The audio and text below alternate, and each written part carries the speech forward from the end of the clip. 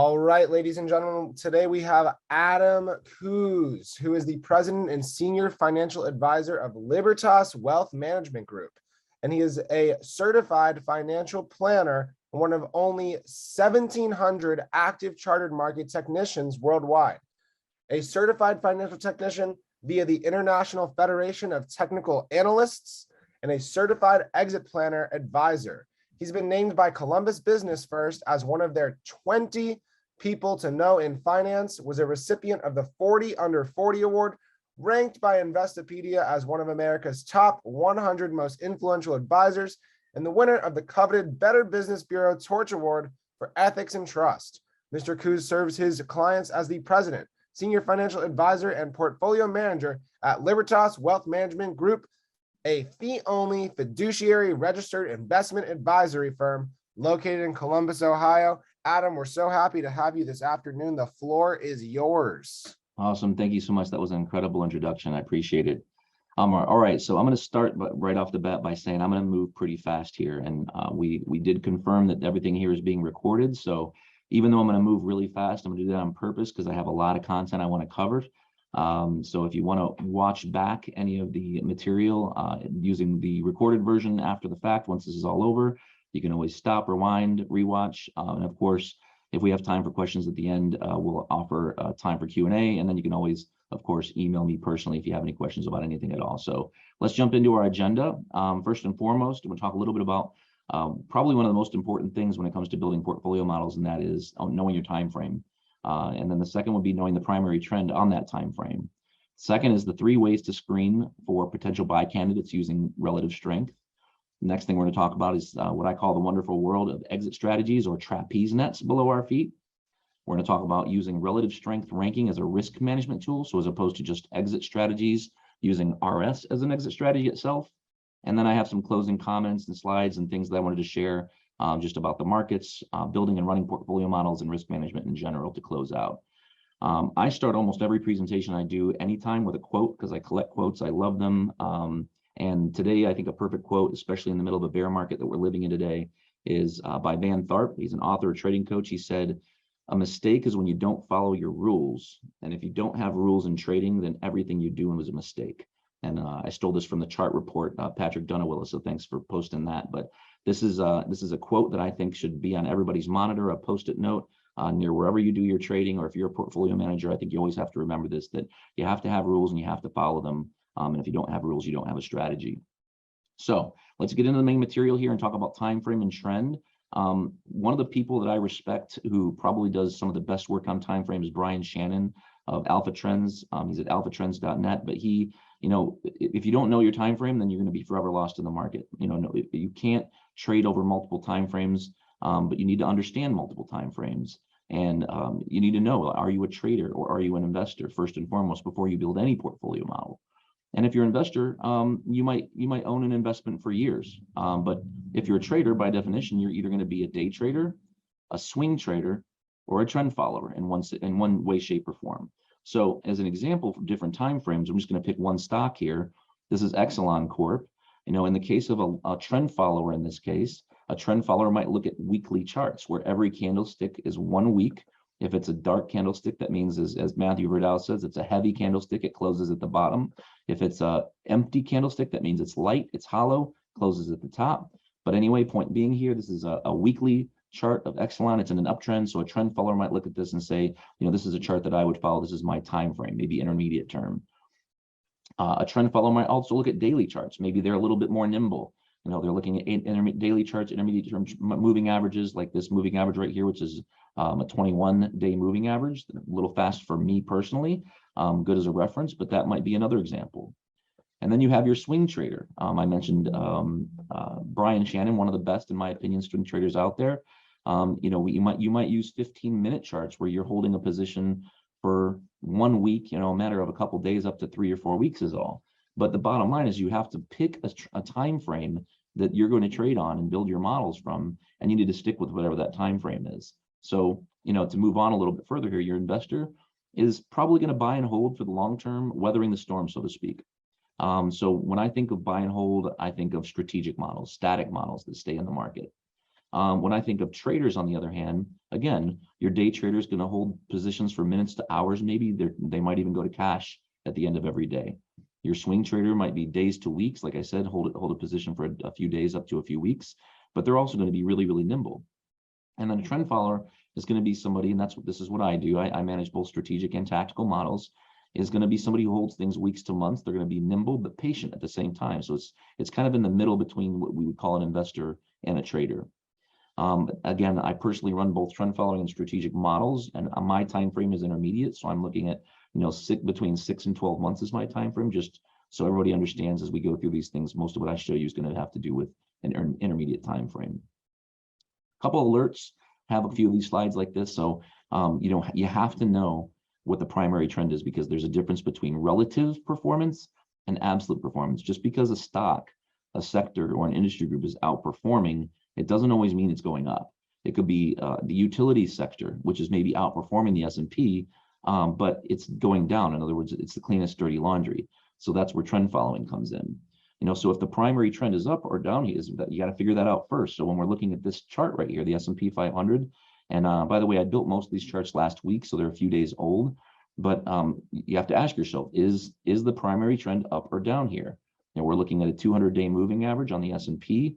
This, to me, the primary trend looks down.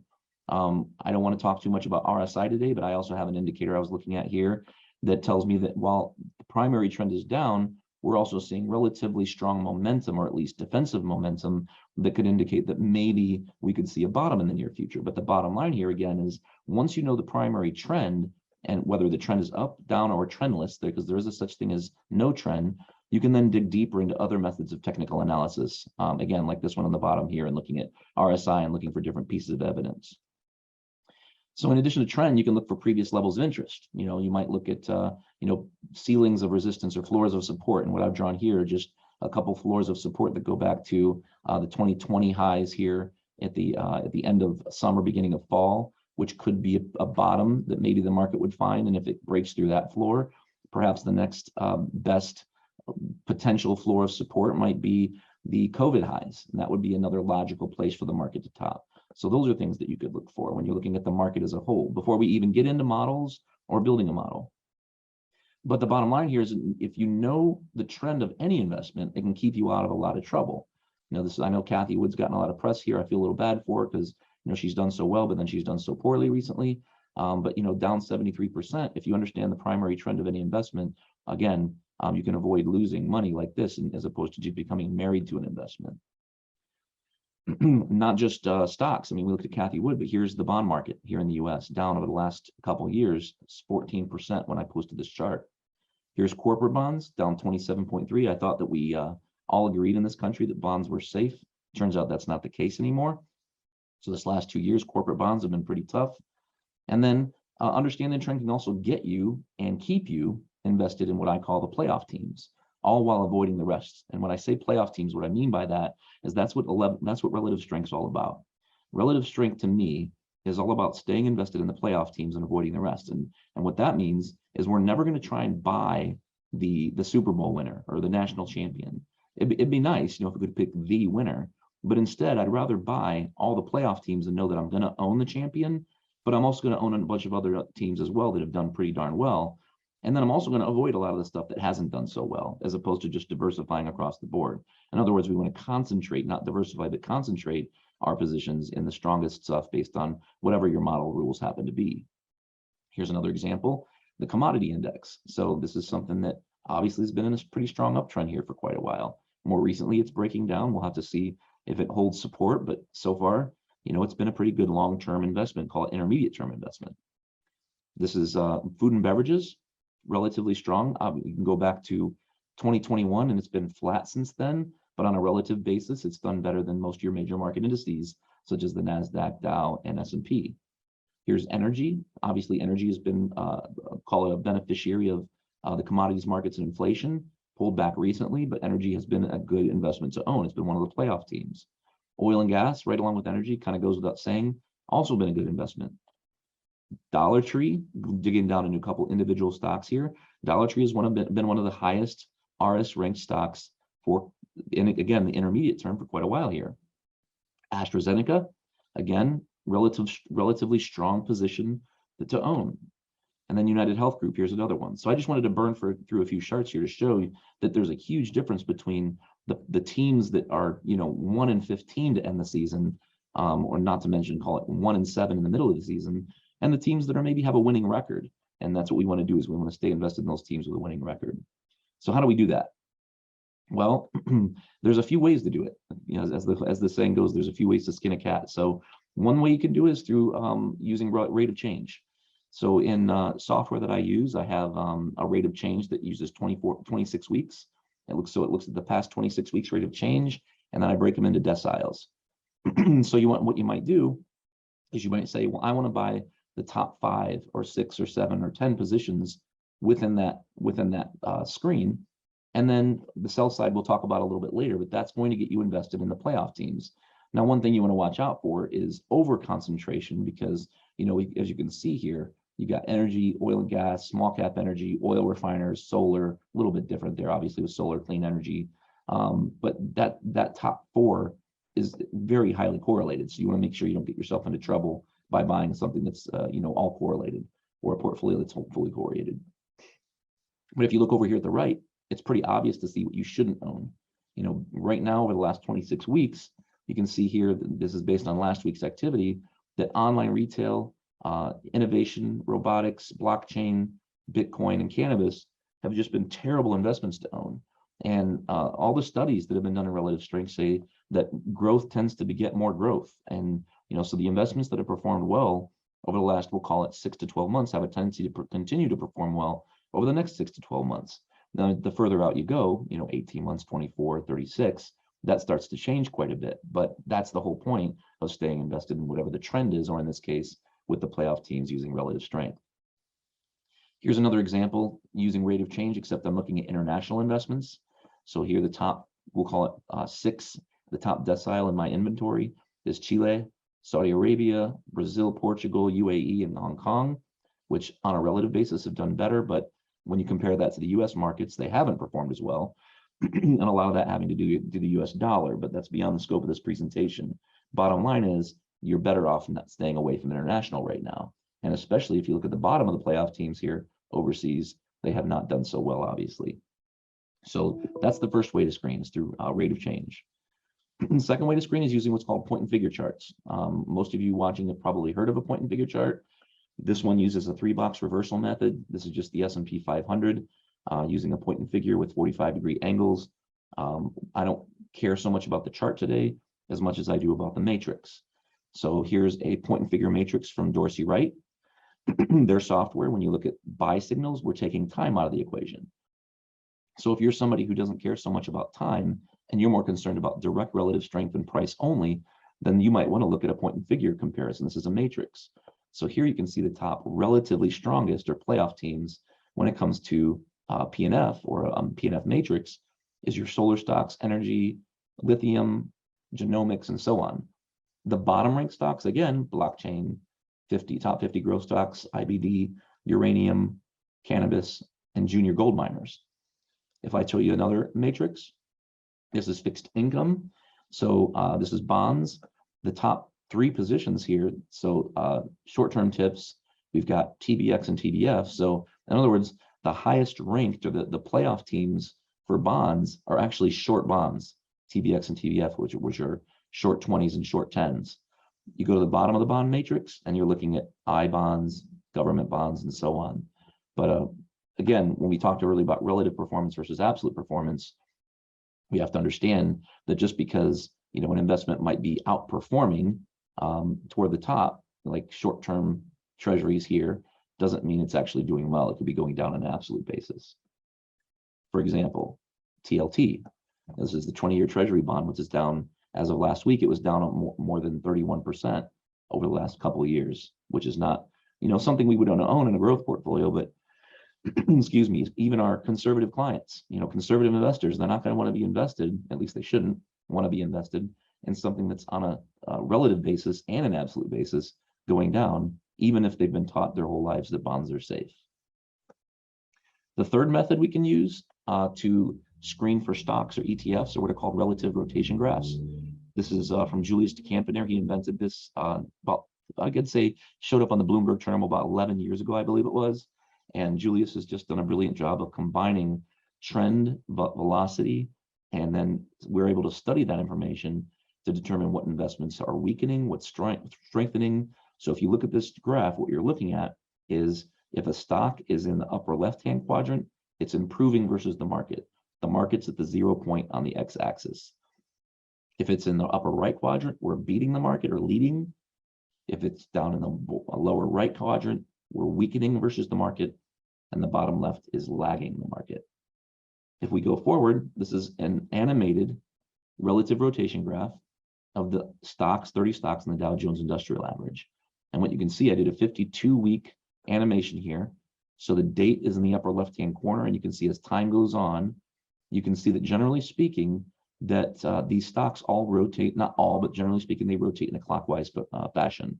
So the studies that have been done have shown that one of the best places to purchase stocks is when they're in the lower left lagging quadrant, coming out of that quadrant into the improving quadrant, or in other words, pointing northeast, or with a heading of northeast, I should say. So this would be a good place to get candidates if you're looking for some stuff that maybe has been beaten down or has been a relative underperformer recently. And then from there, you can decide what kind of exit strategy you want to use once you're in the position.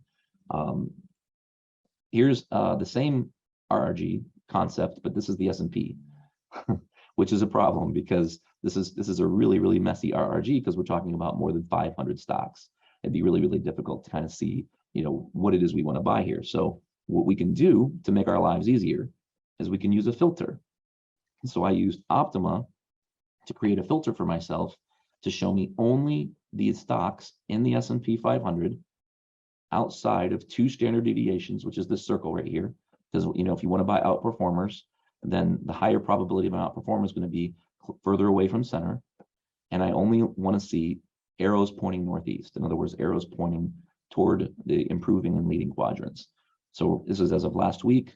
We had Netflix coming out of the lagging quadrant, Align Technologies, Etsy. PayPal was kind of in the improving quadrant, weakening, almost like it was headed back to lagging, and then turned back around and it's heading back northeast again. And you can look at all the other stocks here as well. And then before we buy anything though, when we're looking at relative rotation graphs, we always need to look at the chart. We can't just blindly buy a stock because it's improving or because it's beating the market. What we want to do here, and this is a relative rotation candlestick chart. You can see the candles that I used over here on the left. I'm colorblind, so I had to customize these so that I could see them. I can't use red and green. So you can use whatever colors you want, but here's the leading color for a leading quadrant, weakening, and so on. You can see how the stock has performed over time, depending on what quadrant it was in. And then here I have a moving average there. So for instance, if you're an intermediate term trend following investor, you might not want to own a stock that's trading below its 10-week or 40-week moving average or trending down just because it's outperforming or it's coming out of that lagging quadrant, for instance. So let's change gears and talk about exit strategies. So we talked about building portfolios using relative strength, screening using rate of change. We've talked about doing the same thing using point and figure matrices, and we talked about relative rotation graphs. Let's talk about how to get out of the positions we own. And I'm going to use the simplest to start. So the simplest, although the most manual way to determine when you want to get out of any position, let alone the market, is just using simple higher highs and higher lows, because that's what an uptrend is. So if we go back here to March of 2019, we've got a low here, a higher low, and then the market popped, it pulled back, bounced again, but we got a lower high, but it did not get lower than this other major low. So we could draw a line here and say, okay, we want to watch that level. Then it went higher high here in July, August, pulled back, could not get below this line in the sand, met that high here from August here in September, pulled back, created a higher low in October, went up, had just a 3-day drop in December, and then continued higher into the new year, printed another higher low, peaked out, and then the COVID crash happened. And you can see if you're really, really, really conservative, you can see that maybe you could have sold. It's a whole lot easier to say now in hindsight, of course, but you could have maybe sold on this second close or at the end of the week, or maybe on this pop right here and gotten out of the market perhaps. Your model has to be repeatable though. It has to be simple and repeatable. So here the market goes down. Now we got to figure out how are we going to get back in? Well, we want to look for our first higher low. So here's obviously the COVID bottom. The market pops, we get a follow through day. Here's a higher low.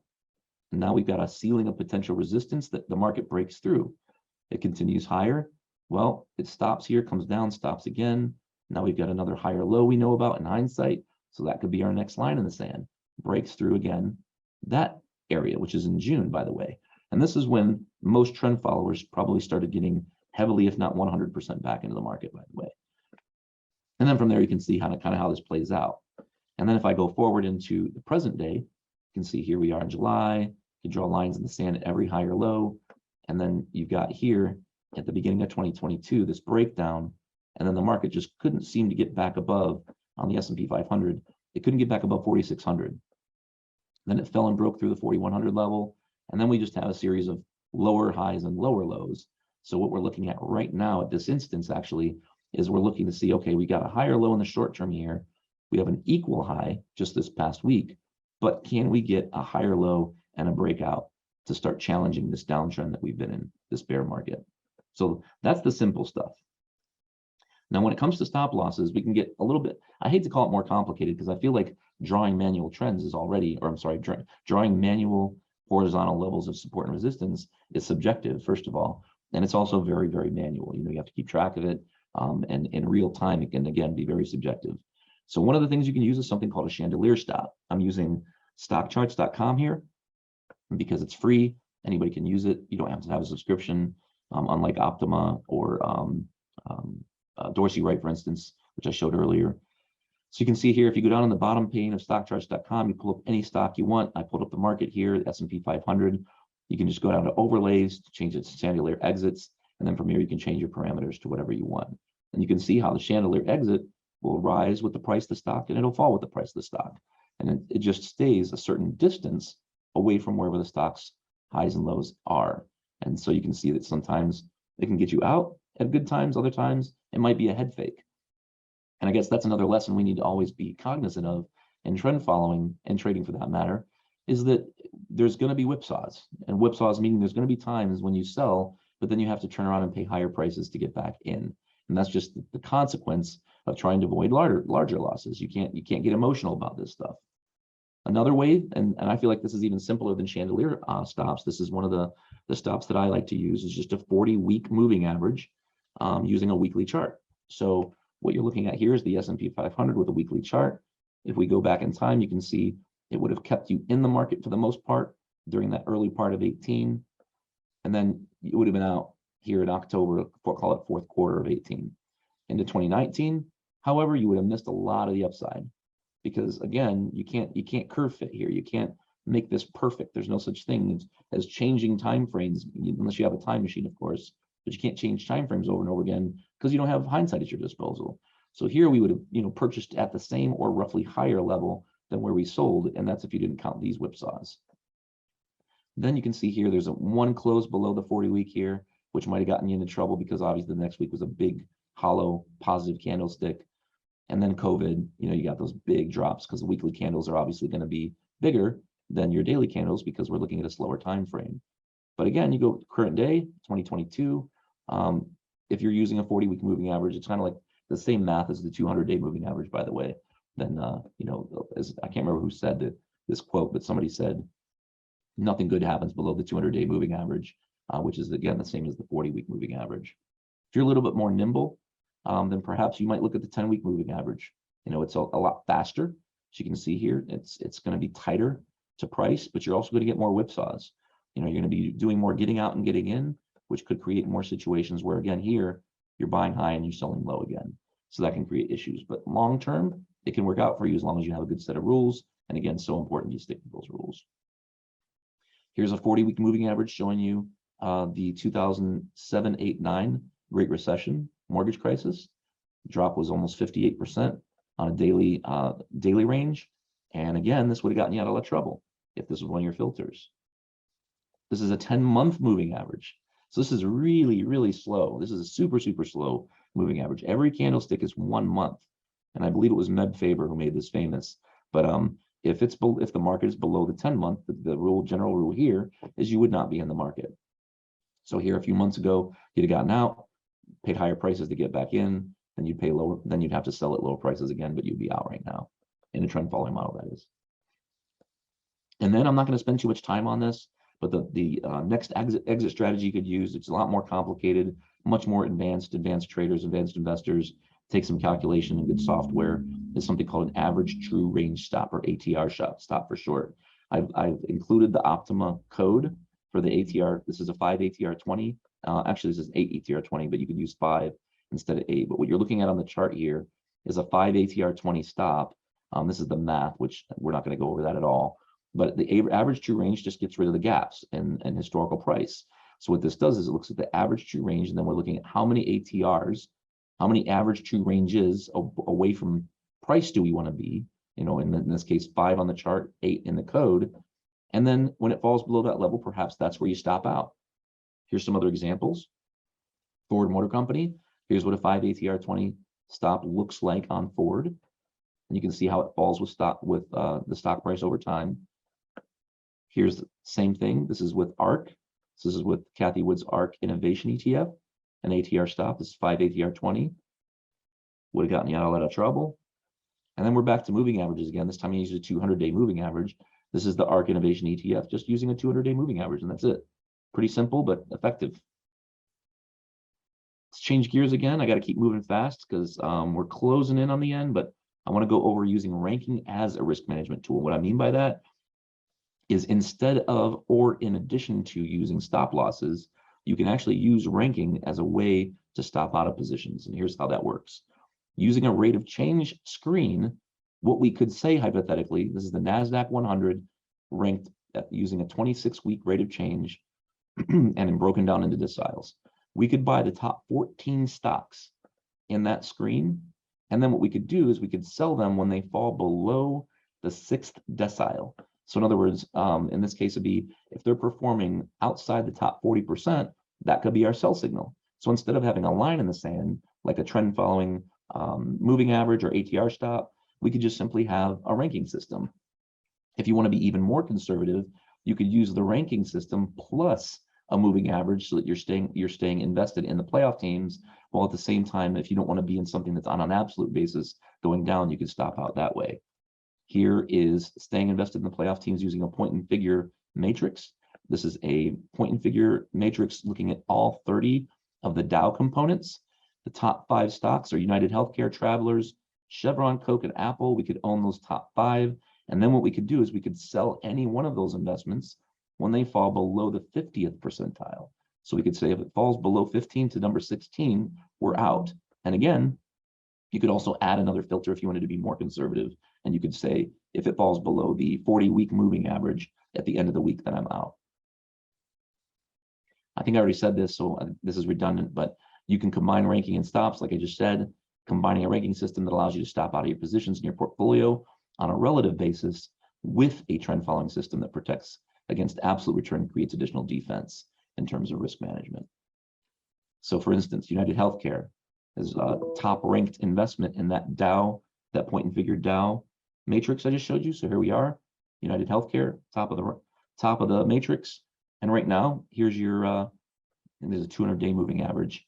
No reason to sell this, not from a ranking standpoint and not from an absolute basis. However, when we look at Goldman Sachs, if I go back, let's just say you owned Goldman Sachs because it used to be top ranked, but now Goldman Sachs is a 10th ranked investment inside the Dow Jones Industrial Average, and you're waiting for it to fall below 15. If again, you have to set these models in advance or these rules in advance, but if it hasn't fallen to 15 yet, but you're using a moving average stop, you would have been out of the stock when it gapped down here earlier this year. So I hope all that makes sense. Just a few closing comments, rules, and it looks like I'm actually going to close up on time, which is incredible. I'm terrible at staying on time with presentations like these. But the first thing, couple just tips. Patience is a virtue. Remember, when using relative strengths in a properly built and tested intermediate or long-term portfolio model, it's important to give your positions room to move. You can throw those extra filters like stop losses on there if you want to be more conservative. Just don't get frustrated. Just know that you made that decision to be more conservative and that you're going to wait for that position to recover before you buy it again.